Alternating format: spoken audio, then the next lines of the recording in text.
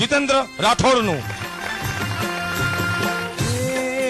रंग लो जानो कालिंदी ने घाट तो गड़ा तारा और सबीला तारा और रंगीला तारा रंग भेरू जुए तारी वाट रंग लो ए रंग लो जानो कालिंदी ने घाट तो गड़ा तारा और सबीला तारा और रंगीला तारा रंग भेरू जुए तारी वाट रंग लो.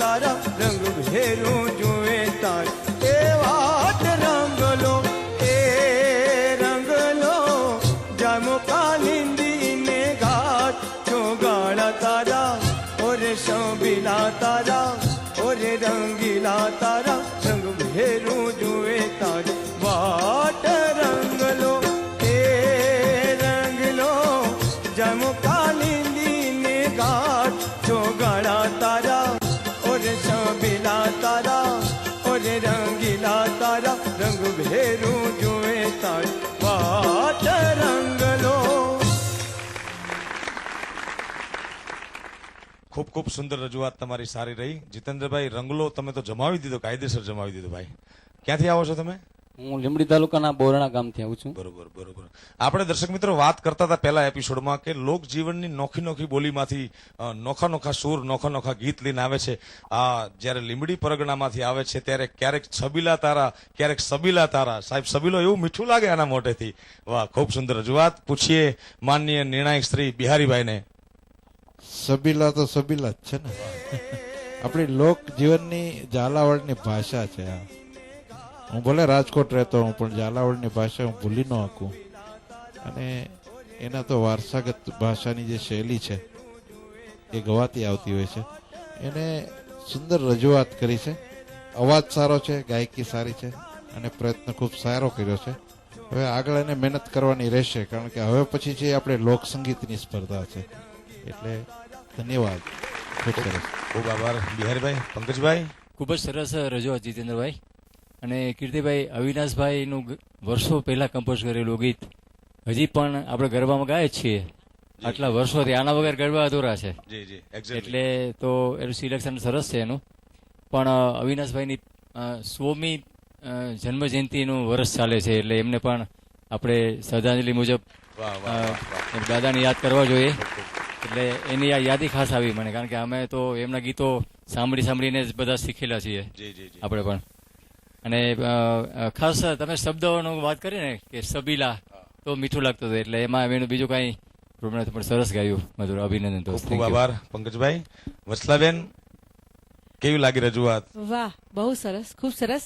અને આ સબીલા અમને બધાને જ ગમ્યું.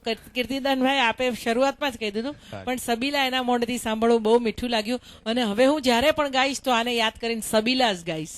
હાલ હાલ હાલ વહી જાય રાત વાત માને હમણાં પડશે પ્રભાત જો ગાડા તારા ઓર સબીલા તારા. એનો અવાજ છે ને મને થોડોક કંઈક કરસનભાઈ જેવો લાગે છે. ક્યાંક ક્યાંક એમના સૂરો અને કણો છે ને કરસનભાઈ, અને એની હાલ હાલ ગાયું ને એ સાવ એકદમ કરસનભાઈ જેવો અવાજ લાગે છે.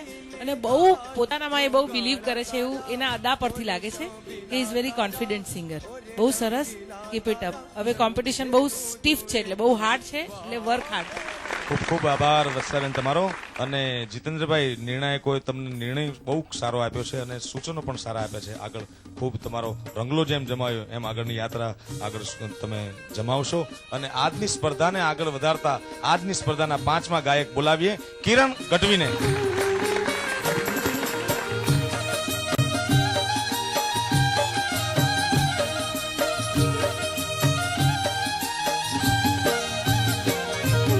ચકાસરની પાળ માથે ઢોલીડા ધ્રુસકે.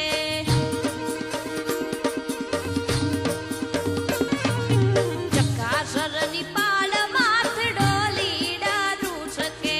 ચકાસરની પાળ માથે ઢોલીડા ધ્રુસકે. આલ ને જોવા જોવા જાય રે કે ઓઢા જામ ઓથલ પદમણી. આલ ને જોવા જોવા જાય રે કે ઓઢા જામ ઓથલ પદમણી. ચકાસરની પાળ માથે ઢોલીડા ધ્રુસકે. ચકાસરની પાળ માથે ઢોલીડા ધ્રુસકે.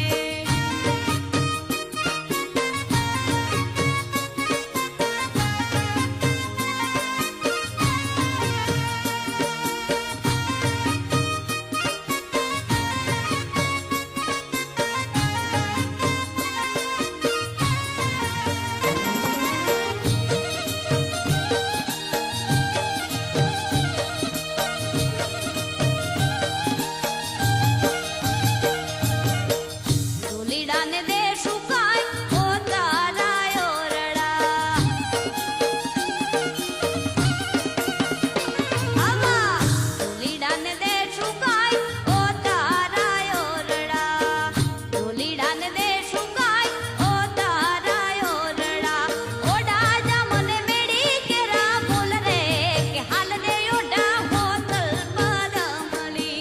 ઓઢા જા મને મેળી કેરા બોલ રે કે હાલ દે ઓઢા હોતલ પદમણી. ચકાસરની પાળ માથે ઢોલીડા ધ્રુસકે. ચકાસરની પાળ માથે ઢોલીડા ધ્રુસકે.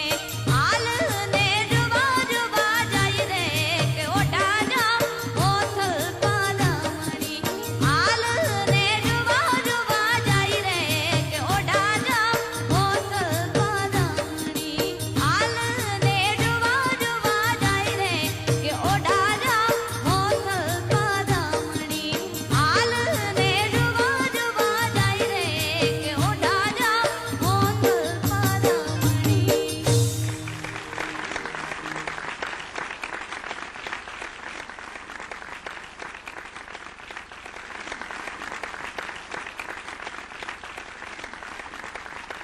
કિરણબેન, દિલને સ્પર્શી જાય એવો તમારો સ્વર, એક એવો અલગ ટેસ્ટ હતો તમારો.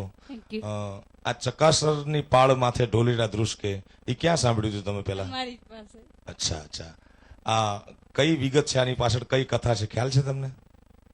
એ બહુ ખ્યાલ નથી મને. હું આપને અને દર્શક મિત્રોને ખ્યાલ આપું કે દુષ્કાળ ઉતારવા માટે ઓથલ પદમણી અને ઓઢો જામ જુનાણાની ધરતીમાં આવે અને અષાઢ મહિનો આવે ને કચ્છની વાગડની ધરતી, આ વાગડની ધરતીનું ગીત છે. ત્યાં વાદળો ઘેરાય અને ઓથલ પદમણીને પોતાનો મલક યાદ આવે, પોતાનો કછડો યાદ આવે અને કે ચકાસરની પાળ માથે હાલને ઢોલીડા ધ્રુસકે અને ઓઢાજામ અને ઓથલ પદમણી બે કચ્છમાં આવે. એ ઘટનાની આખી વાત છે. ખૂબ સારી રજૂઆત તમારી. પૂછીએ મુરબ્બી શ્રી પંકજભાઈ ભટ્ટને કે આ ઓથલ પદમણીની ઘટના કેવી લાગે છે આપને? ખૂબ જ દરેક શબ્દોને ખૂબ ભાવ સાથે ગાયું છે બેને, સરસ ગાયું છે. અને કીર્તિભાઈ, ટિપિકલ એક સારો ટોન. અત્યારે આ સમયમાં આવા અવાજ સાંભળવા નથી મળતા. આ ઉંમરમાં એનું જે સૂરની લગાવટ અને પોતાની ક્રિએટિવિટી દેખાડી ગીત ગાવામાં. માટીનો સૂર છે, માટીનો સૂર છે, એકદમ પરફેક્ટ. એટલે એમને જે આપણા નાના ગામડામાંથી આવી અને જે ટ્રેડિશનાલિટીને જે ન્યાય આપ્યો ગાવીને પોતાની સિંગિંગ. કિરણબેન, તમને કેવું લાગે છે? એક એવા વિસ્તારમાં તમે રાફુથી આવો છો ને, લોકગાયકનો મંચ ઉપર આવીને તમને કેવું લાગે છે? બહુ સારું લાગે છે. એમ કઈ ભવિષ્યની કલ્પનાઓ કરી છે આ મંચથી? આમ તો લાગે છે એવું, પછી તો બીજું ભગવતી માથે.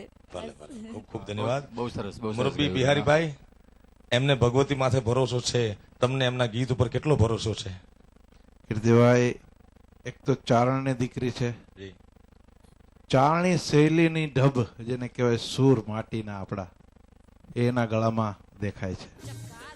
અને ચારણી શૈલીમાં જે કણો આવે એ કણો એના ગળામાં એવા અદ્ભુત રીતે આવે છે.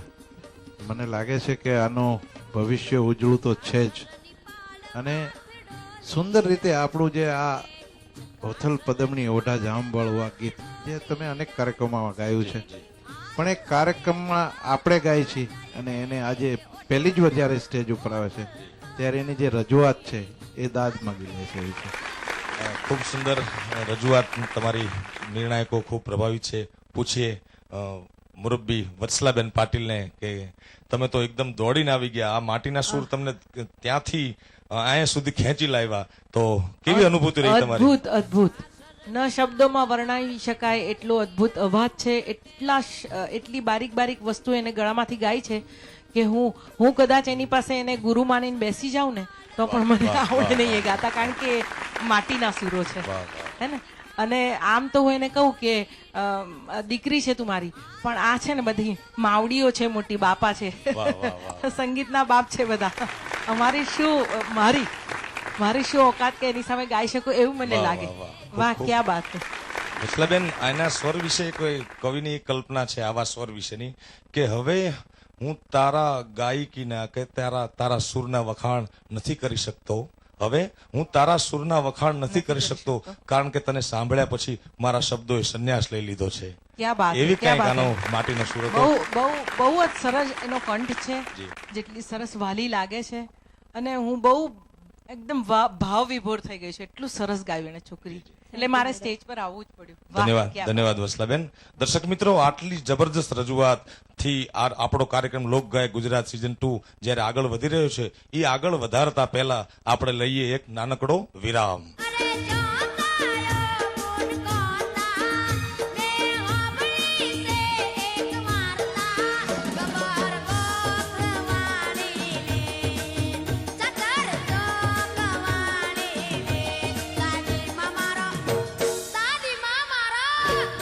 ખૂબ સારી રજૂઆત, આટલી સારી રજૂઆત તે કરી છે, એકવાર મને ભેટી જા ને યાર.